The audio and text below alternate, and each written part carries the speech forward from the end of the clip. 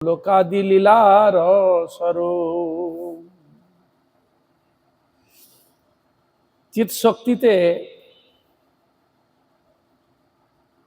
স্বরূপে প্রকাশ করে বস্তু, বস্তুকে এখানে ভগবান। বেদ্যং বাস্তব বস্তু শিবদম ত্রাপত্রয়োন্মূলনম।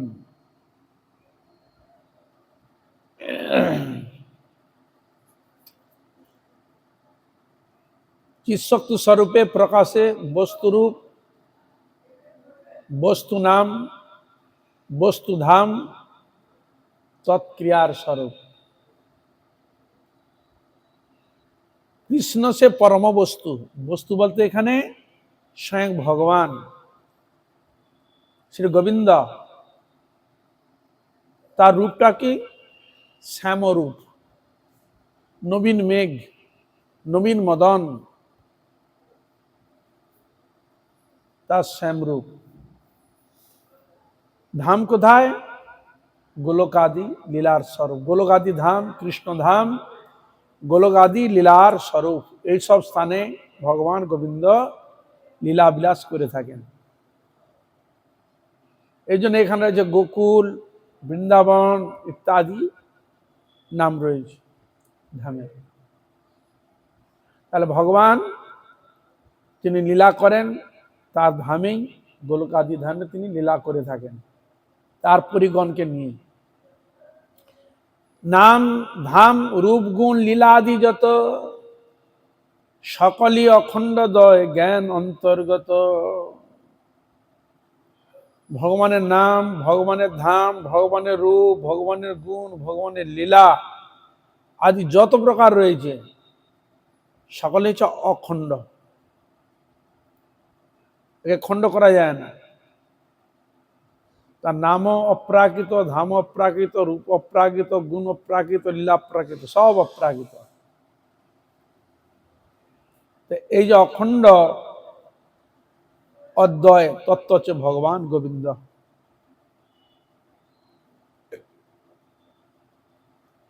বিচিত্রতা যত সব পরাশক্তি কর্ম, কৃষ্ণ ধর্মী পরাশক্তি, কৃষ্ণ নিত্য ধর্ম। বিচিত্রতা যত সব রয়েছে এগুলো হচ্ছে পরাশক্তি দ্বারা কর্ম প্রকাশ করে থাকেন। কৃষ্ণ ধর্মী পরাশক্তি, কৃষ্ণ নিত্য ধর্ম। ভগবান শ্রী গোবিন্দের নাম, রূপ, গুণ, লীলা এটি তার নিত্য। আর ভগবানের তার লীলা করাটি হচ্ছে তার নিত্য ধর্ম। জীবকে কৃপা করা, লীলা বিলাস করা, জীবের কল্যাণের জন্য যা কিছু তিনি প্রদর্শন করেন এগুলো তার পরাশক্তি দ্বারাই নিজেকে প্রকট করে থাকেন। এবং তার লীলাটাই হচ্ছে তার নিত্য ধর্ম। জগৎকে কৃপাই করা হচ্ছে তার নিত্য ধর্ম। ধর্ম ধর্মী ভেদ নাই অখণ্ড অদ্বয়ে, বিচিত্র বিশেষ মাত্র সচ্চিন্নিলয়ে। কৃষ্ণই ধর্মী এবং কৃষ্ণের পরাশক্তি হচ্ছে তার ধর্ম। ধর্মী ধর্মেতে স্বগতাদি কোনো প্রকার ভেদ নাই, তথাপি বিচিত্র ও বিশেষ দ্বারা ভেদ প্রায় লক্ষিত হয়। এই ব্যাপারটি সৎলীলয় অর্থাৎ চিৎ জগতের প্রতীত। এটি চিৎ জগতের প্রতীত হয়ে থাকে।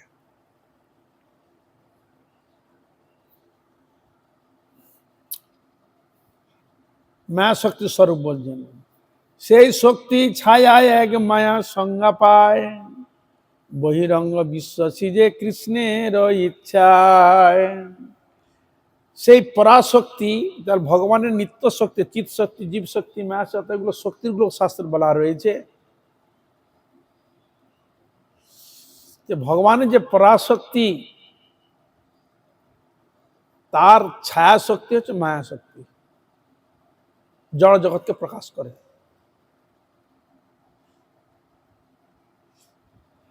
এই জন্য পরা অপরা,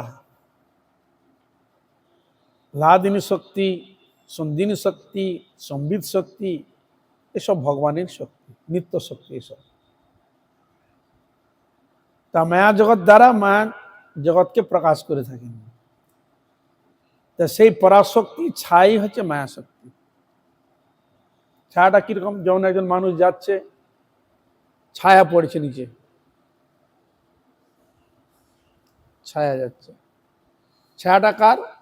পরাশক্তির ছায়া, ব্যক্তির ছায়া। পরাশক্তি ভগবান এই ছায়া শক্তি দ্বারা তিনি কার্য সাধন করে থাকেন, যাকে বলে মায়া শক্তি।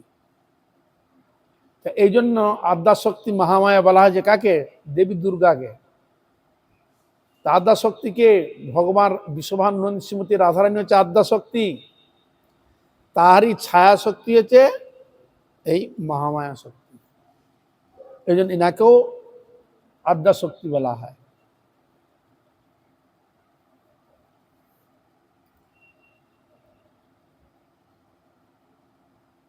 ছায়াতত্ত্ব প্রযুক্ত তাহাকে বহিরঙ্গা শক্তি বলা হয়।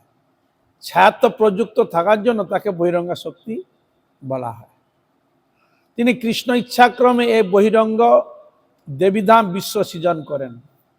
তা ওই যে ছায়া শক্তি তিনি কার আদেশে করে থাকেন? এগুলো বলে কৃষ্ণের ইচ্ছাক্রমে। ওই বহিরঙ্গ যে শক্তি, বহিরঙ্গ মানে যে বাইরে যে আমরা দেখতে পাচ্ছি, এই সব শক্তিকে প্রকাশ যে করে থাকেন, এই যে বহিরঙ্গ বলা হয়। এই যে বাইরে সব প্রকাশ করছে, আমরা দেখতে পাচ্ছি, এইসব হচ্ছে বহিরঙ্গ মায়া শক্তির ক্রিয়া। দেবীধাম রূপ বিশ্ব সৃজন করে, দেবীধাম থেকে আরম্ভ করে এই বিশ্বকে তিনি সৃজন করে থাকেন।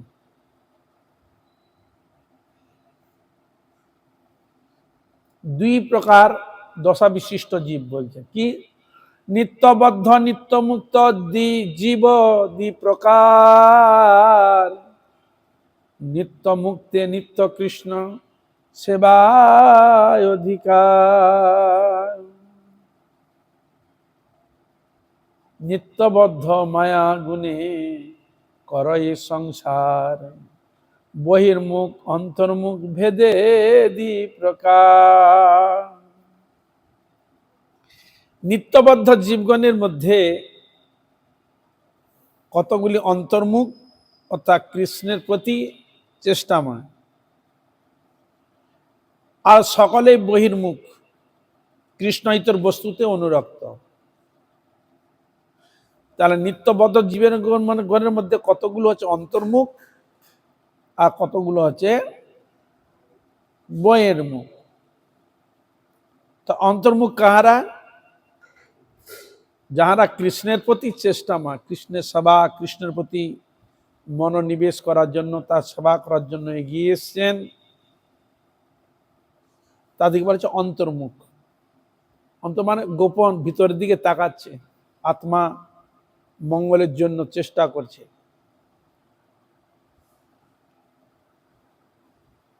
কৃষ্ণ প্রাপ্তির জন্য, কৃষ্ণ সেবার জন্য, কৃষ্ণের গুণগান প্রীতি বিধানের জন্য চেষ্টা করছেন, চেষ্টাময় যে অন্তর্মুখী জীব এগুলো করে থাকেন। এছাড়া যারা ভগবানের সঙ্গে কোনো সম্পর্ক নেই, কৃষ্ণের সঙ্গে কোনো সংযুক্ত নাই, কৃষ্ণ প্রাপ্তি বা কৃষ্ণ সেবা কোনো চেষ্টাময় নয়, তারা হচ্ছে বহির্মুখ জীব। তারা কৃষ্ণ ইতর বস্তুতে আসক্ত, অনুরক্ত হয়ে রয়েছে। এই জন্য আমরা বদ্ধ জীব, আমাদের মন প্রাণ কোথায়? জড়বস্তুর প্রতি। ভগবানের যে ভজন করতে হবে, ভগবানের যে সেবা করতে হবে, এ প্রবৃত্তি, ধারণা আমাদের মধ্যে নেই। যারা মুক্তগণ, তারা ভগবানের দিকে সহজ মনোপ্রাণ করে রেখেছে, এবং তারা অন্তর্মুখী। আর কৃষ্ণ বিমুখ হয়ে গেছেন, তারা হচ্ছে বহির্মুখী।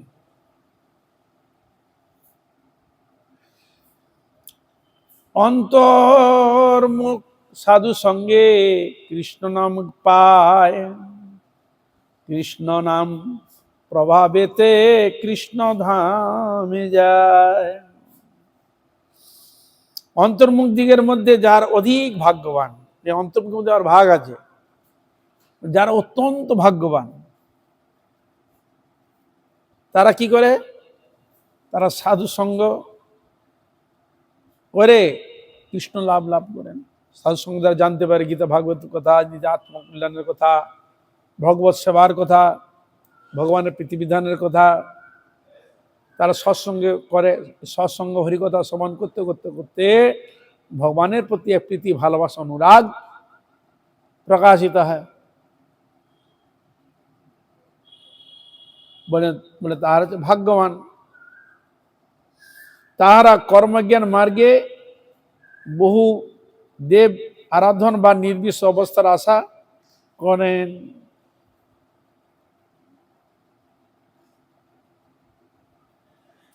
তারা যারা সাধু সঙ্গে কৃষ্ণ নাম যে করেন তিনি তো ভাগ্যবান। কিন্তু যাহারা কর্মজ্ঞান মার্গে বহু দেব বা নির্বিশেষ অবস্থার আশা করেন তারা মহাভাগ্যবান হইতে পারেন।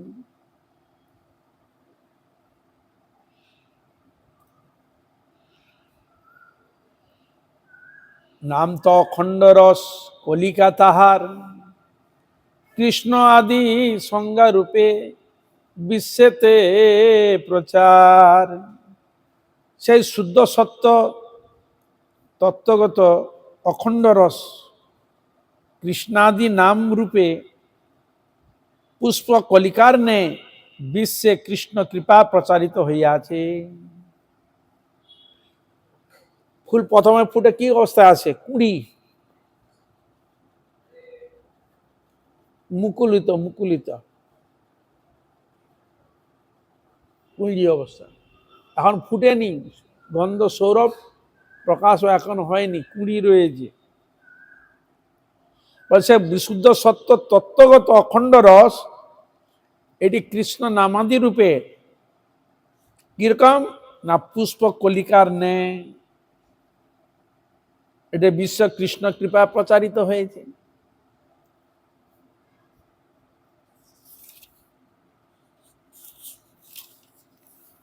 কিন্তু এই কৃষ্ণ সাধু সঙ্গের প্রভাব ওই কৃষ্ণ নামকে যখন ভক্তি শ্রদ্ধা সহকারে অন্তর্মুখী হয়ে ভগবানের নাম গুণগান সেবা যখন নিযুক্ত হলো তখন সে ধীরে ধীরে ওই কুড়ি থেকে তো তখন সৌর প্রকাট হয়নি, এখন সে বিশুদ্ধ সত্যে যে নাম তার মধ্যে যখন প্রবেশ করছে তখন সে নাম আস্বাদন করছেন, তখন সেটি প্রকাশিত হয়ে। বিশেষ করে বদ্ধজীবের ক্ষেত্রে এত সোজা এই জিনিসগুলো হয় না। যারা মুক্ত জীব, মুক্ত অবস্থায় রয়েছেন বা মুক্ত ব্যক্তির সঙ্গ করেছেন, সৎসঙ্গ করছেন, তাদের ক্ষেত্রে ধীরে ধীরে ধীরে ধীরে ধীরে অন্তর্মুখী হয়ে মানে ভক্তিটা চাপা ছিল প্রকাশিত হলো, মুখ ছিল প্রকাশিত হলো। এই জন্য সৎসঙ্গের এত মহিমা।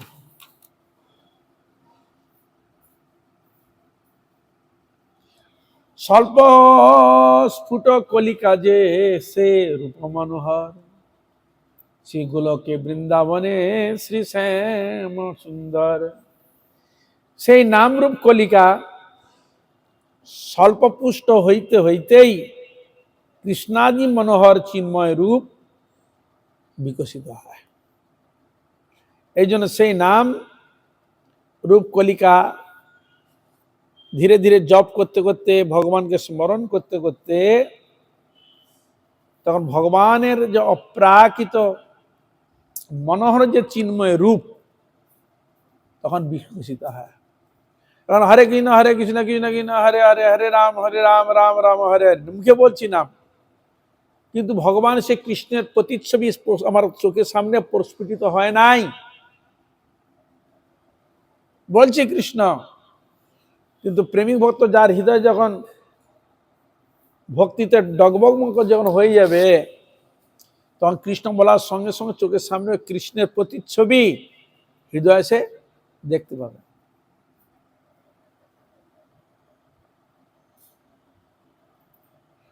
এই যে দেখতে পেল তখন বলছেন যে সে মনোহর গোলকে যে বৃন্দাবনের শ্যাম সুন্দর, তখন তার রূপ দেখতে পায়, সে কৃষ্ণকে দেখতে পায়, সবসময় তার কাছে অনুভব করতে পারে।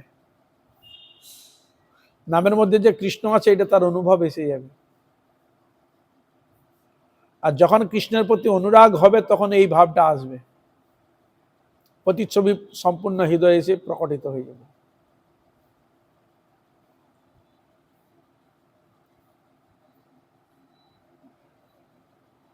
সৌরভিত কলিকা সে চতুষ্ষষ্ঠী গুণ, প্রকাশে নামে তত্ত্ব জানে নিপুণ।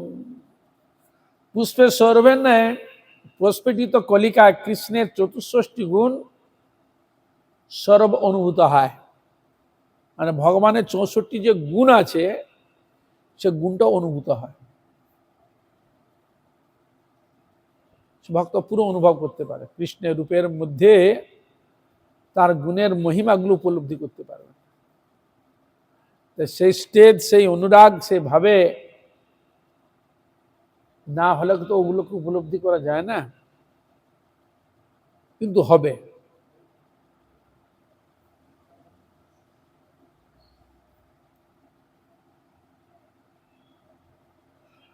পূর্ণ পুষ্পটিত নাম কুসুম সুন্দর, অষ্টকাল নিত্য লীলা প্রকৃতির নাম রূপ কুসুম মানে পুষ্প, যখন সম্পূর্ণ যখন পুষ্পটিত হবে তখন কি হবে না, কৃষ্ণের অষ্টকালীন যে চিন্ময় নিত্য লীলা, প্রকৃতির যে অতীত, ইহা জগতে উদিত হন, এসে দেখতে পাবো। কৃষ্ণের যে অষ্টজাম লীলা রয়েছে, অষ্টকালীয় যে লীলা রয়েছে, ভগবান কোন জমে কোন সময় কি লীলা করেন, সেসব লীলাগুলো নাম কুসুম রূপ ভক্তি যখন প্রকটিত হয়ে যাবে, প্রস্ফুটিত যখন হবে, অষ্টকালীয় চিন্ময় যে নিত্য লীলা প্রকৃতির অতীত, তা এই বছর উদিত হবে, দেখতে পাবে, প্রকাশিত হচ্ছে, সে বুঝতে পারবে, জানতে পারবে।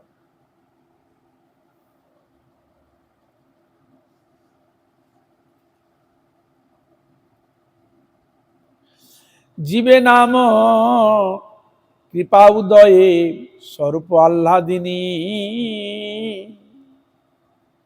সম্বিতের সারজুতা ভক্তি স্বরূপিনী। কৃপাক্রমে জীবের সত্তাগত ক্ষুদ্র সম্বিত লাদ শক্তিতে স্বরূপ শক্তির লাদিনী, সম্বিতের সমবেত সার আসিয়া ভক্তি স্বরূপিণী বৃদ্ধি হইয়া থাকে। কার কৃপায়? ভগবানের কৃপায়। এই যে সব যতগুলো বলা হল যে শক্তির কথা, ভগবান যদি কৃপা, সব শক্তি অনুকূলে চলে আসবে। তার কৃপাতে সত্তাগত আমাদের ক্ষুদ্র বন্ধু অতি অল্প সম্বিত মানে জ্ঞান, যে আনন্দ শক্তিতে স্বরূপ শক্তি লাধিনী সম্বিতের সঙ্গে যখন সমবেত হয়ে আসবে, তখন সেটি ভক্তি স্বরূপণী বৃত্তি তখন হবে, নচেত হচ্ছে না। ভক্তির সঙ্গে সম্পূর্ণ সংযুক্ত হবে, মন প্রাণ ভাব সম্পূর্ণ নামের সঙ্গে একাকার হবে। তখন নামের সঙ্গে যে রয়েছে সম্পূর্ণ সে বিগ্রহ উপলব্ধি করবে আর আনন্দ উপলব্ধি করবে। দেখো কিছু জগতের এমনও দেখা যায় স্বপ্নাদিষ্টতে, হ্যাঁ, তুমি স্বপ্ন শুয়ে আছো, তুমি হঠাৎ দেখছো রাজা হয়ে গেছো, রাজা স্বপ্ন দেখো রাজা হয়ে গেছো, সিংহাসনে বসে আছো, কত মন্ত্রী আসছে, কত প্রজা আসছে তোমার কাছে, কত নালিশ, কত তোমাকে শ্রদ্ধা করছে, ভক্তি করছে, প্রণাম করছে, কত কি করছে, তোমার খুব আনন্দ হচ্ছে, আমি রাজা হয়ে গেছি। কারণ সে মনে করছে আমি গরিব, ছাড়া কাতায় শুয়ে আছি, এটা এখন অনুভব হচ্ছে না, কিন্তু ওই যে স্বপ্ন দেখছে যে বা আমি রাজা হয়ে গেছি, কত লোক তার কত প্রশংসা করছে, কত কি করছে। হ্যাঁ, স্বপ্ন দেখতে দেখতে যখন স্বপ্ন শেষ হয়ে গেল, উঠে গেল, সকালে তো বলি বাবা ছেঁড়া কাঁথা দেখে রাজা হয়ে গেছি দেখছি, কিন্তু তখন সেটা কিনে বুঝলাম সত্যি সত্যি রাজা হয়ে গেছি, অনুভবটা আসে।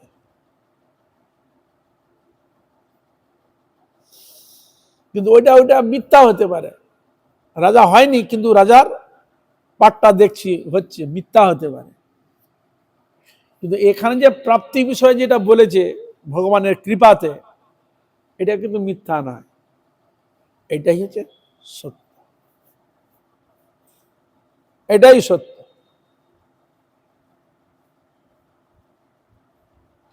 একটা হচ্ছে কৃষ্ণের সঙ্গে সম্বন্ধ, আর একটা আছে জড় বস্তুর সঙ্গে সম্বন্ধ,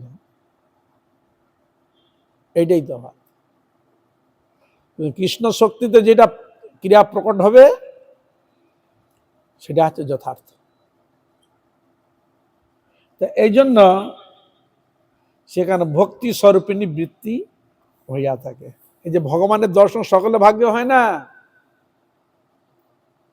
এমনি জড় অনেক কিছু দেখতে পাবেন, কৃষ্ণ দর্শন কজনের হয়? ভগবানের সেবা করছে, সে আনন্দে ফুল তুলছে, মালা ঘাঁটছে, গোবিন্দকে পড়াচ্ছে, প্র্যাকটিক্যাল দেখছে, সে গোবিন্দ যেন কত তিনি আনন্দে উৎফুল্ল, সে অনুভব করছে যে এই যে দর্শনটা এটা মিথ্যা নয়, এটা যথার্থ দর্শন। এ দর্শনের ক্রিয়াবান আছে, কিন্তু লৌকিক যে আদি দর্শন, এই দর্শনের ক্রিয়াবান অতটা নেই। এটা জলের সঙ্গে সম্পর্ক, একটা ভগবানের সঙ্গে সম্পর্ক। জগতে তো রয়েছে সাধু সন্ত, চোর গুন্ডা বদমাস, কত রকম লোক রয়েছে, একই স্থানে আমরা দেখতে পাচ্ছি। পাড়ার মধ্যে সাধু সন্ত রয়েছে, কিন্তু চিন্তাধারা সবার কি এক, ভাবনা কি এক, সাধন এক না। যিনি লৌকিক জগৎ থেকে উঠে এসছেন, মনটাকে সম্পূর্ণ গোবিন্দের চরণে দিয়ে দিয়েছেন, কৃষ্ণগত প্রাণা, কৃষ্ণ ভাবনা চিন্তায়, কৃষ্ণময়ী ভাব যার অন্তর বাহিরে, যাহা যাহা নেত্র পড়ে তাহা কৃষ্ণ স্ফুরে, কৃষ্ণ তার সবসময় স্ফুরণ হয়। আর বারবার স্ফুরণ করেন বলে, চিন্তা করেন বলে, এই জন্য তিনি এগুলো দেখে। যেমন আমরা দেখতে পাচ্ছি আমাদের গোস্বামীগণের চরিত্রে, সেখানে কি বলছেন, চারিদণ্ড সুতি থাকে, স্বপ্নে রাধা কৃষ্ণ দেখে। সারাদিন ভগবানের নাম গুণগান কীর্তন স্মরণে রয়েছে, যে একটু নিন্দ্রা তন্দ্রা এলো তার মধ্যে কি দেখছে, স্বপ্নে রাধা কৃষ্ণ দেখছে ভগবানকে। চারিদণ্ড সুতি থাকে, স্বপ্নে রাধা কৃষ্ণ দেখে। আমাদের কৃষ্ণ দর্শন হয় শুয়ে আছি, জড় বস্তু স্বপ্ন দেখা যায়, যার অর্থের দিকে লোক ঘুমিয়ে ঘুমিয়ে সে টাকা টাকা ইনকাম করছে, কোনো ভাবনা আসবে। যার জগতে ভোগ্য বস্তু দরকার, তো মন তো ওইদিকে, তো ওইগুলো দেখতে পাবে। কেউ ভালো মন্দ খাবার খুব চেষ্টা, যেন সে মনে মনে খাচ্ছে, কত ভালো মন্দ জিনিস আছে, খাচ্ছে সে বসে বসে, সামনে এসেছে বসে বসে খাচ্ছে, কত আনন্দ করে। মানে যে যেরকম বস্তুর প্রতি ভাবধারা, সে ভাবধারা এরকম হয়েই থাকে। এরকম অনেকে দেখা যায়, কেউ ভাবছে একটা ভালো একটা বাস্তু বাড়ি জমি জায়গা হলে খুব ভালো হয়, ওই ভাবনা করে শুয়েছে তো, রাত্রে দেখছে একটা খুব সুন্দর একটা জায়গা কিনেছে, সেখানে যেন একটা কিছু ঘর বাড়ি করে বলেছে, হ্যাঁ সেখানে সে আছে, আনন্দে আছে, কত ইটি নিয়ে সে ভাবনা তার পরিপূর্ণ হয়েছে। ওইখানে সে দেখছে শুয়ে, ওই ভাবনা করে সে শুয়েছে, ওই ভাবনা করে চিন্তা করেছে ডিপলি, এই জন্য তার সেই ভাব প্রকটিত হয়েছে। আর যিনি কৃষ্ণ চিন্তা সবসময় থাকবেন, তখন তার কৃষ্ণ চিন্তা ভাববে, তার উঠবে। ওই জন্য ওখানে বলছে চারিদণ্ড শ্রুতি থাকে, স্বপ্নে রাধা কৃষ্ণ দেখে। তার চার দণ্ড আর দণ্ডগুলো কি করে? ভগবত চিন্তা, ভগবানের নামের মধ্যে চায়। এখন তার তন্দ্রায় এসেছে, তন্দ্রায় এসেছে, নিদ্রা আসছে, এই যে বিশ্রাম করছে, তখন দেখতে পাচ্ছ এইসব ছবি, ভগবান কৃষ্ণের ছবি দেখছে। কৃষ্ণ লীলার মধ্যে প্রবাস, কৃষ্ণ গুরু চড়াতে গিয়েছে, আর উনিও সখাগণের সঙ্গে সখা হয়, উনিও যাচ্ছে গরু চড়াতে, হ্যাঁ প্রবেশ করে গেছে ভিতরে। রাধা গোবিন্দ নৃত্য করছে গোপীগণকে নিয়ে, ওই লীলা স্মরণ করতে করতে উনিও ওর মধ্যে প্রবেশ করে গেছে, উনিও ভগবানের সঙ্গে হাত ধরাদেরকে নৃত্য করছে আনন্দ করে। সখীগণ হাস্য রসের মধ্যে, আনন্দের মধ্যে রয়েছেন তারা। এইভাবেই তো পরমহংসগণ ভগবানের লীলা স্মরণের দ্বারা ওইভাবেই তো প্রবেশ করে ভগবান গোবিন্দের লীলার মধ্যে, ভগবানের অপ্রাকৃত এই রসের রাজ্যের মধ্যে প্রবেশ করে থাকে, এইভাবেই করে।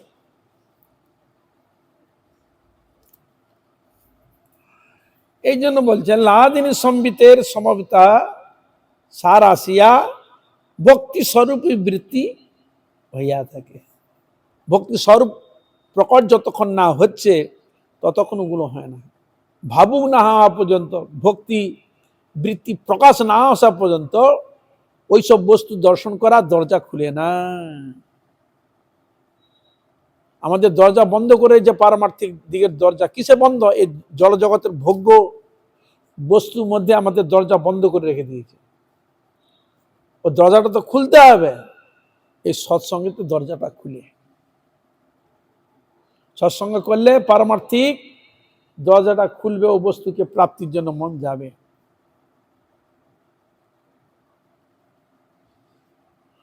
আবির্ভূত হয়ে নামে প্রস্ফুটিত করি, রসের সামগ্রী প্রকাশ হয়ে সর্বেশ্বরী। সেই সর্বেশ্বরী শক্তি আবির্ভূত হইয়া কৃষ্ণ নামের রসের সামগ্রী সকল প্রকাশ করেন। হ্যাঁ, সেই সর্বেশ্বরী শক্তি আবির্ভূত হইয়া, এই জন্য আল্লাদিনী শক্তির প্রকাশ যতক্ষণ না থাকছে, ততক্ষণ কৃপা আসে না। এই জন্য যুগল ভজন এতই বৈশিষ্ট্য। যুগল সেবাটা দিবে কে? শক্তি স্বরূপা রাধারানী যে কৃপা যদি না করেন, গুরুরূপী সখী যদি কৃপা না করেন, আমি ওখানে যাব কি করে? হ্যাঁ, আমি তো যেতে পারবো না। এই জন্য গুরুরূপী সখী রাধারানীর দাসী, রাধারানী যখন কৃপাটা তার প্রতি যখন বর্ষিত হয়, তখন সে এই কৃপা লাভ করে থাকে। এই জন্য স্বয়ং ভগবান কৃষ্ণ বলছেন রাধারানীকে, হে রাধে, তোমার কৃপা বিনা আমার সেবা কেউ করতে পারবে না। তাহলে কৃষ্ণকে কে দিবে? রাধারানী দিবে, শক্তি দিবে। এই দেখো শ্যামানন্দের চরিত্র দেখো, শ্যামানন্দ, শ্রীনিবাস আচার্য, নরোত্তম দাস ঠাকুর আর শ্যামানন্দ প্রভু। এই শ্যামানন্দ প্রভু যে নূপুর তিলকের যে ইতিহাস আমরা পাই, সে কি ছিল? ঝাড়ু মন্ডে ঝাড়ু দিতেন, রাধারানী নূপুর পড়ে গেছে, ওই নূপুরটা উনি কুড়িয়ে পেয়েছে, উনি নিয়ে চলে এসছেন। আর এদিকে রাধারানী দেখলো চরণে নূপুর নেই, ললিতা কে, এই ললিতা, আমার নূপুরটা গেল কোথায়, খোঁজ কর, পাচ্ছি না, খুঁজে দেখ, যেখানে গিয়ে সেখানে নূপুর পাওয়া যাচ্ছে না। তাহলে এখানে একটা বাবাজি এসে রোজ ঝাড়ু দিতে, ওই বাবাজি মনে হয় পেয়ে গেছে। তা বাবাজির কাছে যেতে গেলে তাহলে সেরকম সাধারণ গোপী রূপ ধারণ করে যেতে হবে, তার কাছে বলে ললিতা তাহলে যা। ওই ললিতা এক সখী বেশ ধারণ করে এসে তার কাছে বলছে, এ বাবা তুমি তো ওখানে রোজ ঝাড়ু দাও, একটা নুপটুপুর কিছু পেয়েছ? তোমাকে বলবে কেন? তাহলে বুঝতে পেরেছে, তাহলে ও পেয়েছে। বলে তোমার আমি তো বুঝবো কি করে? দেখাও না, তোমার আছে না, দেখাও তবে তুমি। তো ওখানে গিয়ে তো রাধারানীকে বলছে, হ্যাঁ পাওয়া গেছে, ও তো দিতে চাচ্ছে না। কেন? জীব গোস্বামীর কাছে থাকে, শাস্ত্র পড়ে সব বুঝে নিয়েছে, ওর কাকে ছল চাতু করে কোনোভাবেই নিয়ে আসা যাবে না। তো রাধারানী ললিতাকে বলছে, তুই গেলি নিয়ে আসতে পারলি না একটু ছলে বলে কৌশলে? তখন ললিতা আবার রাধারানীকে বলছে, এর সখী এতদিন নৃত্য করলি, বহু কিছু করলো, কোনোদিন পড়লো না, আজ তো পড়লে কেন? আজ তো পড়লো কেন? তুই তাকে কৃপা করবি বলে তুই তো এটা ফেলি রেখে দিয়েছিস, আর এখন আমাকে তুই বলছিস তুই নিয়ে এলি কেন? হ্যাঁ, বলে যারই আমি তাকে পরি দেবো, আর নিয়ে চলো। ও নিজেই পরি দিলেন, আর রাধারানী কপালে দিল, ওই হলো নুপুর তিলক। তা অনেক তো কিছু করেছে, তোকে তো একটা কিছু দিতে হবে। তখন রাধারানী বলছে, ললিতা কৃষ্ণের একটা বিগ্রহকে দে, তোমারটা ছবি নিয়েছে ওনার হাতে দে। সমানন্দ তার এখানে যে প্রাপ্তির যে ব্যাপারটা, যদি উনি যদি না দেন পাওয়া যাবে কি? সে যে কোনো কারণবশত হোক, তাহলে যাকে দিবে সে পাবে, অন্য তো কেউ পাবে না। তাহলে ওখানে রাধারানীর ইচ্ছা ছিল কে কৃপা করবে, এই জন্য উনি নিজে ইচ্ছাকৃত করে ফেলিয়ে গেছে। শ্যামানন্দকে সে কৃপা করবে ওই বলে ওখানে রেখে গেছে, আর এখানে লোক কি দেখে তাকে ঝাড়ফুঁক এরকম বলছে। ওই জন্য ললিতা বলল, এতদিন পড়েনি আজ তোর পড়লো রে, তাহলে তুই ওকে ওইটা দিবি, কৃপা করবি বলেই তুই এই কারাসাজিটা করেছিস, আর দোষ দিচ্ছে আমাকে মিছি। তাই সেই দিলেন। তাহলে এই যে ব্যাপারগুলো, তা এই জন্য রাধারানী কৃপা যে আমাকে যে করবে, কি আমার যোগ্যতা, কি আমার অধিকার রয়েছে, সেটা আবার বুঝবার বিষয়। কিছু প্রাপ্তি করতে গেলে আমার ওই বস্তু যে আমি পাবো, আমার কি যোগ্যতা, কি অধিকার রয়েছে, আমার মন প্রাণে কি তৈরি হয়েছে, মন শুদ্ধ হয়েছে, সেই স্টেজে আমি গিয়েছি, সেই ভাবনা আমার হৃদয়ে এসেছে, তাহলে আমি পাবো কি? তাহলে রাধারানী দেখেছে এই পাওয়ার যোগ্য, এই জন্য রাধারানী তাকেই কৃপা করে দিলেন। তাই এইসব লীলার দ্বারা কি প্রমাণিত হয়? যে শ্যামানন্দ প্রভু তিনি যদি এরকম গুরু বৈষ্ণবের কৃপায় তার আনুগত্য থেকে হরিভজন করেন, এইভাবে যদি সাধন সেবা করে, সে যদি রাধারানীর কৃপা পায়, হে জীব তোমরাও যদি এরকম শ্যামানন্দ প্রভুর মতো ভক্তি সহকারে অনুরাগের সহিত যদি সেবা করো, শ্যামানন্দ প্রভুর মতো তুমিও কৃপা পাবে। তাহলে আমাদের আশার আলো দেখিয়ে দিল। কিন্তু এটা আমাদের সাধন ভজন করতে গেলে প্রথমে বিশ্বাসটা আছে, শ্রদ্ধা সহিত বিশ্বাস কয়ে সুদৃঢ় নিশ্চয়। কৃষ্ণে ভক্তি কইলে সর্বকর্ম কৃত হয়। তো শ্রদ্ধা শব্দে বিশ্বাস তো নাই, দৃঢ়তা নাই। আছে দৃঢ় অর্থ জাগতিক সম্পদের দিকে মনোনিবেশ হয় কেন? দৃঢ়তা থাকলে সম্পূর্ণ ওই গোবিন্দের চরণেই তার মাথা 24 ঘন্টা সবসময় ওই নিয়েই থাকবে। দেহ মন প্রাণ কোনো জাগতিক সঙ্গে তার কোনো সম্পর্কই থাকে না। তবে ক্ষেত্রে সম্ভব। তবে আমাদের আশার আলো এই সব চরিত্রগুলো এই জন্য আমাদের কমল শ্রদ্ধালু ব্যক্তি তারা যাতে ধীরে ধীরে সৎসঙ্গ করে ধীরে ধীরে যাতে ভগবান শ্রী গোবিন্দের পাদ পদ্ম পায়, তাই তাদের কৃপা সেখানেই বর্ণিত রয়েছে। তত্ত্বগুলো। এই জন্য বলছে সেই সর্বেশ্বরী শক্তির আবির্ভূত হইয়া কৃষ্ণ নামের রসের সামগ্রী সকল প্রকাশ করেন। কৃষ্ণ নামের রসে, কৃষ্ণ নামের মধ্যে কি রয়েছে সবগুলো প্রকাশ করেছে। কৃষ্ণ নামের মধ্যে কি নাই? নাম, রূপ, গুণ, লীলা এ সব রয়েছে নামের ভিতরে, সবগুলো রয়েছে। এই জন্য নাম নামই অভিন্ন, আলাদা করা যাবে না। এই জন্য নামকে সার করেছে। যারা দেখেছে নামে যখন সব রয়েছে, নামের মধ্যে যখন সব পাওয়া যাবে, এই জন্য আমাদের মধ্যে কি ওই অনুরাগটা আছে? অতটা আসেনি। নামের প্রতি এখন বিশ্বাস হয়নি, করা তো দূরের কথা, কিন্তু তাদের নামের প্রতি এত বিশ্বাস, এত শ্রদ্ধা, এত অনুরাগ।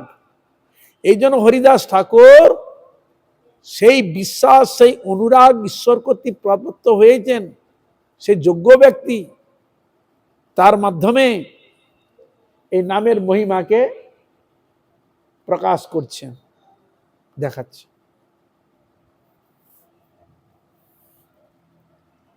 রসের বিভাব সেই তত্ত্ব আলম্বন, তদাশ্রয় ভক্ত তদ বিষয় কৃষ্ণ ধন।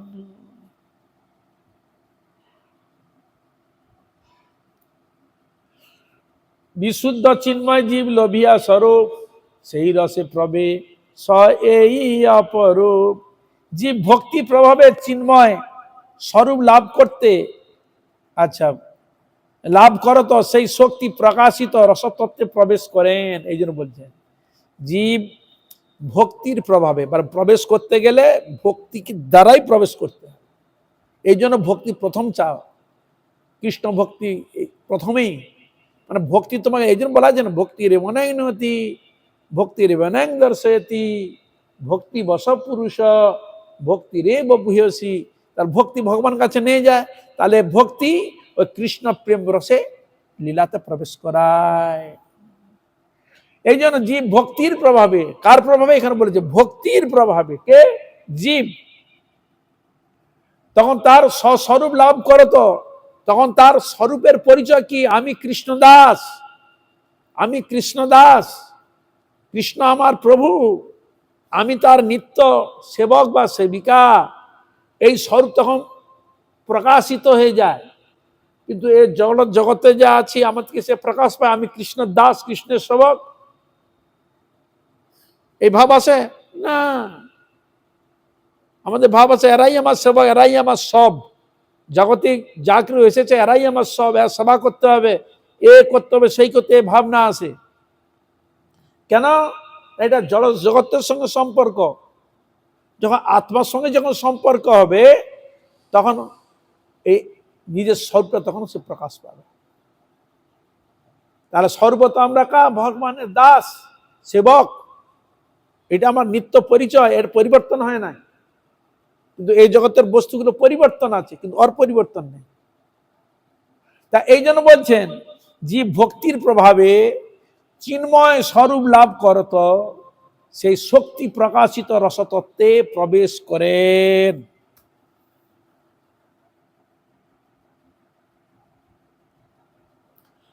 রসের বিভাব সেই তত্ত্ব আলম্বন, তদাশ্রয় ভক্ত তদ বিষয়ে কৃষ্ণধন।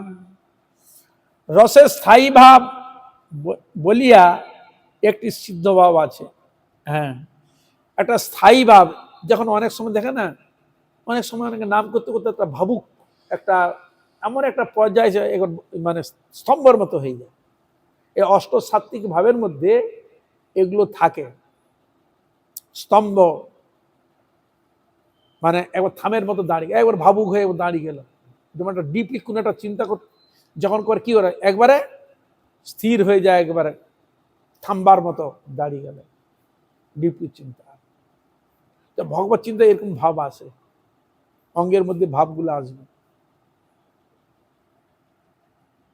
কাঁদো কাঁদো ভাব আসবে, চোখ দিয়ে অশ্রু আসবে, শরীর পুলকিত হবে, এইসব ভাবগুলো প্রকট হয়ে থাকে।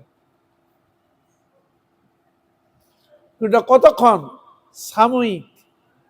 হয়তো একটু নাম করছো, চিন্তা করতে একটু কিছুটা ভাব, একটু ভাব এসে গেল, কতক্ষণ?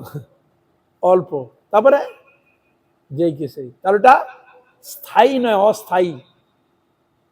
স্থায়ী ভাব আসছে না, ক্ষণিকের জন্য আসে, চলে যায়।